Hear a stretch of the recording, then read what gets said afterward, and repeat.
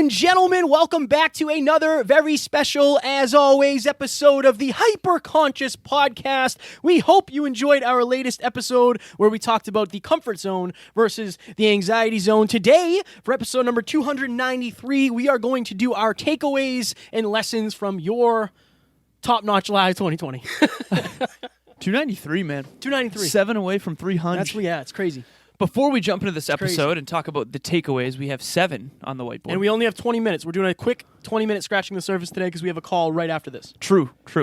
But before we jump into this episode, I want you to go to the hyperconsciouspodcast.com. Click on join #HyperConsciousNation. Folks, join a group of like-minded people.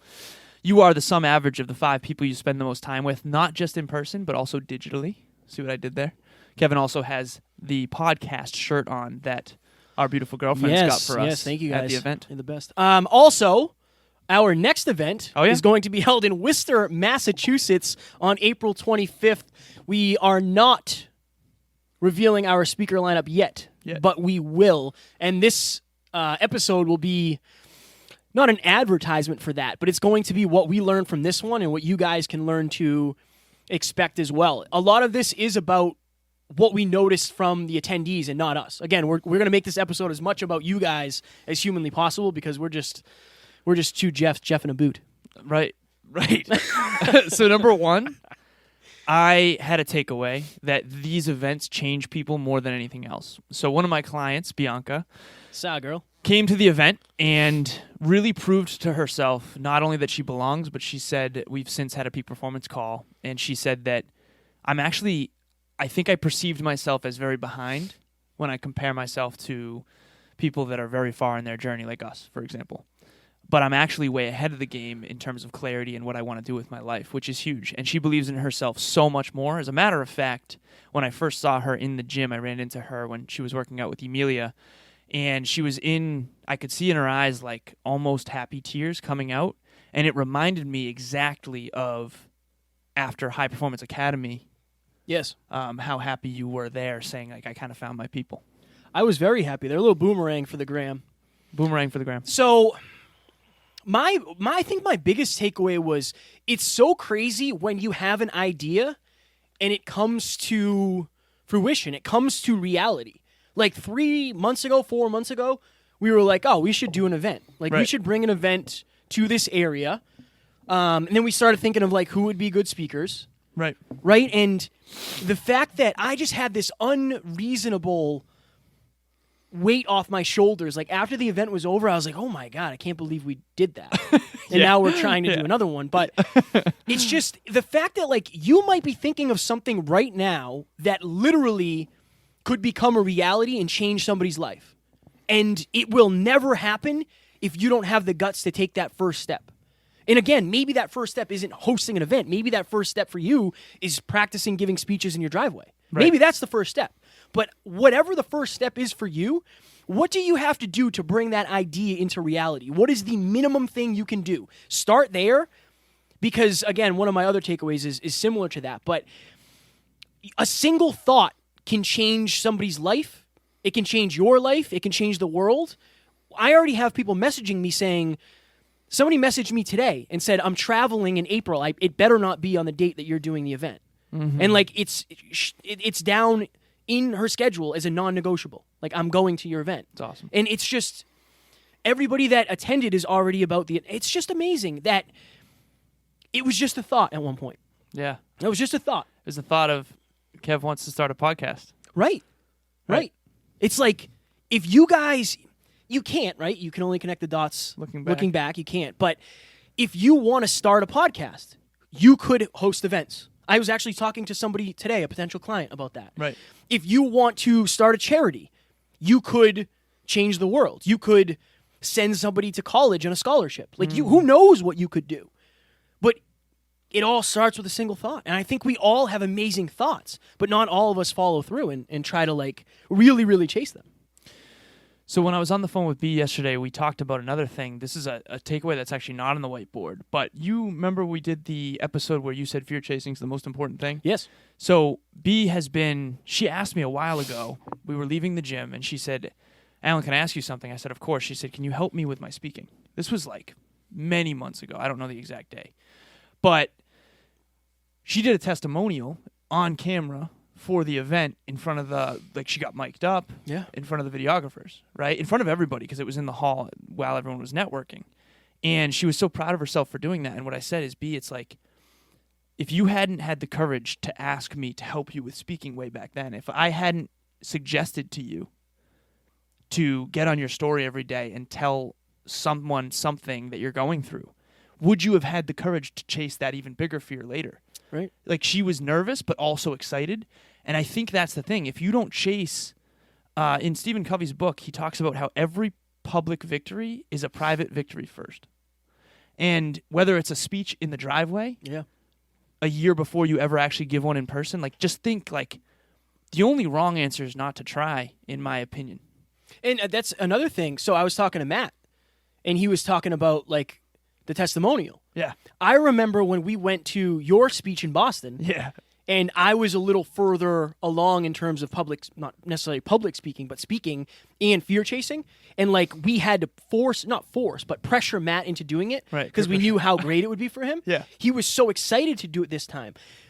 Right. The things that you are terrified of right now will get easier as long as you do them. Right. And the only way you'll ever know that they get easier is if you do them first. It's like, it's this strange thing about your fears. You'll always be just as afraid of the things that you're afraid of unless you do it once and prove to yourself that you shouldn't be that afraid. Right. It's mind-blowing. Right. And I remember, like, the first time I started doing that, I was like, oh my God, it's a different world. Dude, you haven't seen Brent's testimonial yet? Brent, I asked him to do a testimonial. It's funny because I had asked a lot of different people to do it, and I was gauging their level of fear. Brent is like, yeah, man, I'll do it. And he goes up to it, and he's like, I'm afraid. And he had, like, the pretend, like, camera, like, the lights and all that moment of, like, I don't know if I can do this. He was just joking. Of course. Dude, it was probably about 3 minutes, go figure. And I literally was like, that is the best testimonial I've ever seen in my life. I was like, that is perfect. Like, there's the promo for the next one. Like, but that's the thing. How many reps does he have that we never saw? How many times has he been on camera? I mean, really, thousands. Like, thousands, Yeah. exactly. So each rep is an opportunity to get better. I mean, the first time you went to the gym, you were probably nervous. I know I was. Yeah, of course, yeah. It was a long time. Dude, I remember I used to have to walk to the gym after school. Like, I started lifting when I was like 16. I had to walk to the gym. It's crazy, man. Crazy. So another thing that we wrote down, and I think, again, this is kind of like, I knew this was going to happen. I didn't know what extent it was going to happen to. Yeah. But when you take on something giant, something else in your life tends to fall.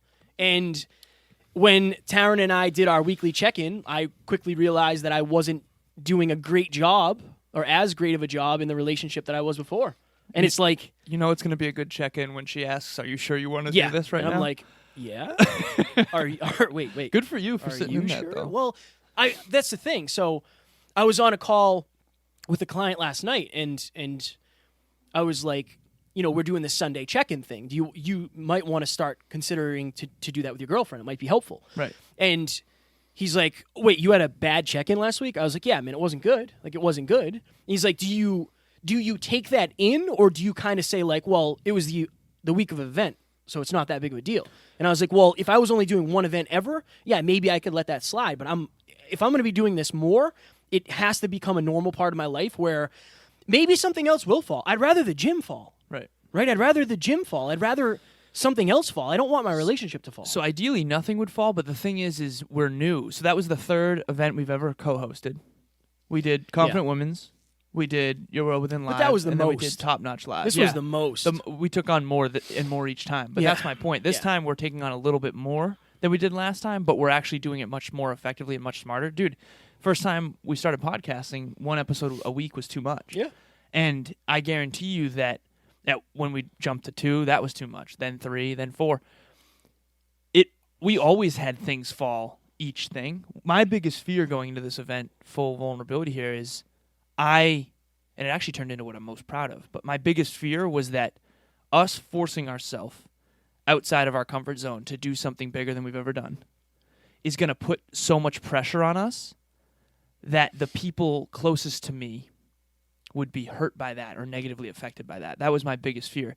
And what I've told Emilia since that I'm most proud of is that it actually brought us closer, not farther apart, which is huge because I was very scared of that. I don't think I was scared of that because I didn't think it would happen. Not that I didn't think it was possible that it could happen. I didn't realize how stressed out I'd be. I didn't realize how like Right. Less know? to give. Yeah, it was a lot of the time I was an empty cup because it was just so much. It was a lot. But I mean, Next time we'll make sure. and that's what it's about. Right. It's about getting better, and that's why I wanted to do the check-in because I want to do it now. I want to do it now so I know exactly how we feel, Right. and then I'll put a plan together with Taryn of like, okay, our next event is April 25th. Right. Like, what can I do to be better? Because she was supportive. She wasn't any different because of the event, right? Right. So I want to make sure I uphold my end of this as well. Super important. It's the most important. Next, we have, number 4, line item number 4. So, huge shout out to Tom and I believe Emily and Alex. I forget who it was, but someone, I guess my mom was at check-in during my speech, and Emilia as well, and someone came and took care of that while Very I was nice. speaking so that they could come in the room. Very so nice. thank you so much for that.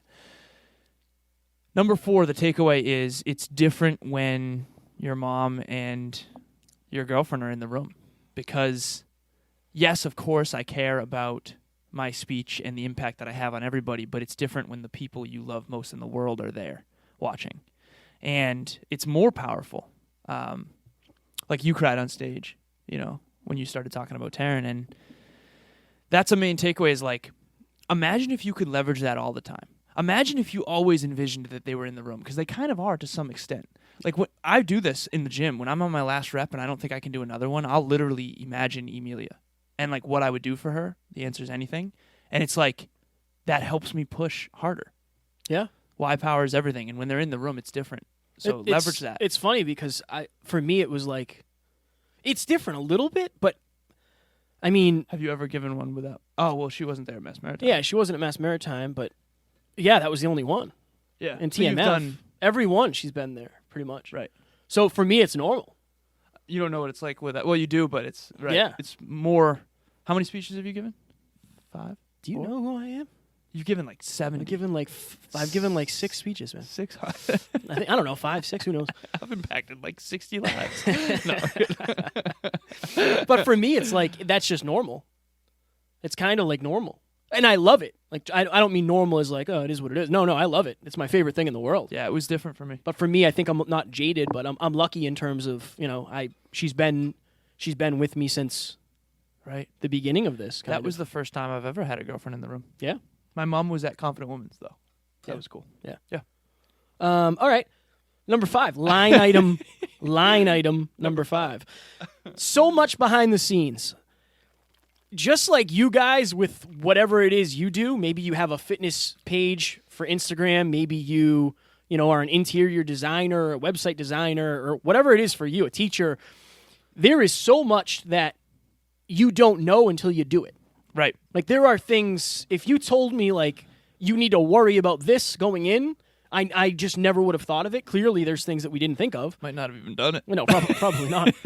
But I think that it's really cool because when you do something that you've never done, you feel way more equipped and you feel like you're capable of so much more. Like anything's possible. Like anything is possible. Right. What else? Do you have anything to say on that topic? Do I have anything to say? That day was the tip of the iceberg that everybody else got to see. They didn't see the 10,000 courageous moments, all the messages, all the team calls, all the strategy sessions, all of the calls late at night of Brant saying, hey, man, what's going on? Like, it's interesting. Everything is like that. I think every public success is the result of 10,000 private victories. I agree. Tiny little crazy, all the cold calls, the emails, it's a lot of stuff behind the scenes. I think another takeaway that we didn't write down is it's crazy how fast you can change. Like, at the beginning of the event, I had never made a cold call in my life.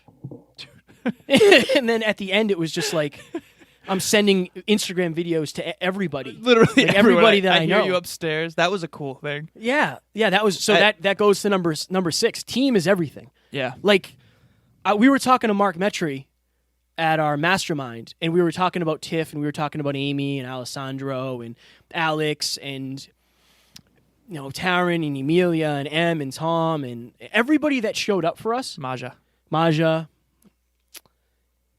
Alessandro came here from Italy.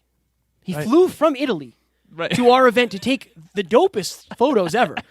Alex flew from Florida. Right. Tiff drove in from Kentucky. 13 hours. And it's Ended up like, being like 16, I guess. the fact that we started something that those people believe in enough to be part of it, dude, it blows my mind. Right. That's the stuff that you can never anticipate. We met Alessandro at a Brendan Burchard event, and now he's coming to our event. That was back in as our friend. the end of 2018. It's mind-blowing. Unreal. It's mind-blowing. And I think, like, if you guys are listening to this episode, I want you to dream. Because this is going to happen again one day, right? And let's just visualize this. Let's just close our eyes and visualize this. Let's do it. Alan and I are going to get on this microphone, and we're going to say we just had an event with 2,000 people. I remember when we had an event with 50 at Confident Women Consortium. I remember when we spoke to Mass Maritime Academy, we spoke to 200 college kids. I remember when we spoke to probably 30 people at TMF, and now we're speaking in front of 2,000. That all started as a thought. That all started as unseen things. Like, it's just unreasonable. And that's what we're going to be saying. And you guys can be saying the same thing to your friends or on your podcast or with your coaching clients. Like, I started this at this point, and now I'm here. I would never be here if I didn't start there first. Right. And it's just, this is what really locks it in. And, like, the fact that we have such an amazing team. Like, Tiff hammered out a ridiculous landing page and is now getting clients from that. Right.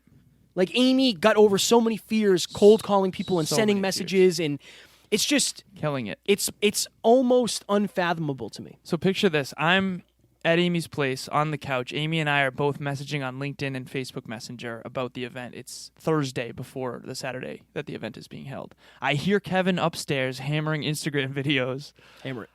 I hear Alessandro, Tiff, and Josh in the kitchen masterminding, talking about the event. Tiff was doing, I think, emails. Yeah. And it's like, I remember having a moment of like, this is so cool. Yeah. Everyone right now is like trying to do a full court press to help change more lives, because we had already invested so much time, effort, and money into making this room valuable. We wanted to help more people. And here's the thing that I think is probably the biggest takeaway. Like, be willing to screw some things up. You have to, I thought about this in the gym earlier, you have to want to win more than you're afraid to fail. Yeah. Yeah. Yeah, man. This is another thing, too. When the mud dries, you can laugh about it. Right. Like, when we were crawling through the mud, you're like, oh, my God, this sucks. It's brutal. But at the end of the race, when the mud's dry, you get to laugh about it and say, like, oh, dude, remember how bad that sucked? Right. Like, that's, I mean, when I say sucked, I don't mean like it was bad. But there was a lot of uncomfortable times where it's like, dude, I don't want to send these messages right now. It sucked. Right. It sucked. Straight up. But now look at what we're reminiscing on. We're reminiscing on the struggle.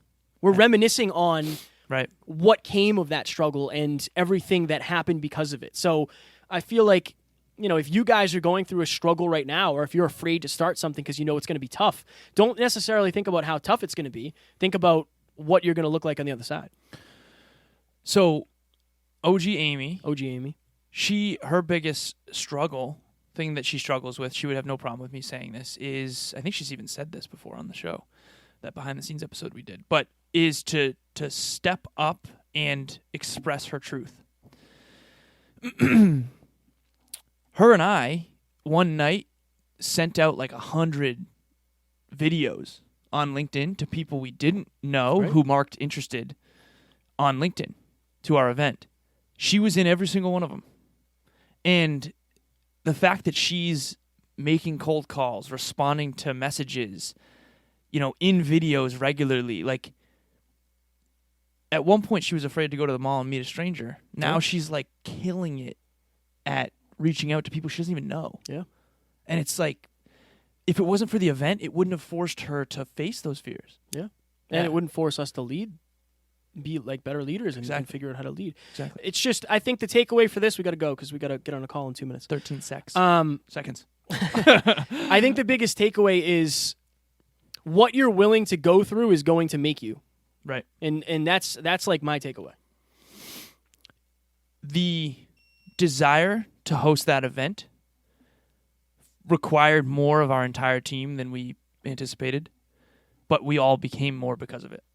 I love it. I think that's huge. All right, ladies and gentlemen, we're going to get out of here. We got a call. You want to set up the Zoom link? Yeah, I should go do that. And I'll jump out of this. I'll get us out of here. Okay. We are next going to interview one of my clients, John Laredo. He is a leadership expert. He's worked in the financial industry for a long time, and he knows the ins and outs of leadership. I actually heard him record his first episode of the podcast, and it's absolute fire. So we're going to travel to his house and talk to him about leadership, what makes a good leader, and how you guys can be better ones. Sounds good. Strong work. We hope you will enjoy. Talk to you soon. Talk to you soon. Bye.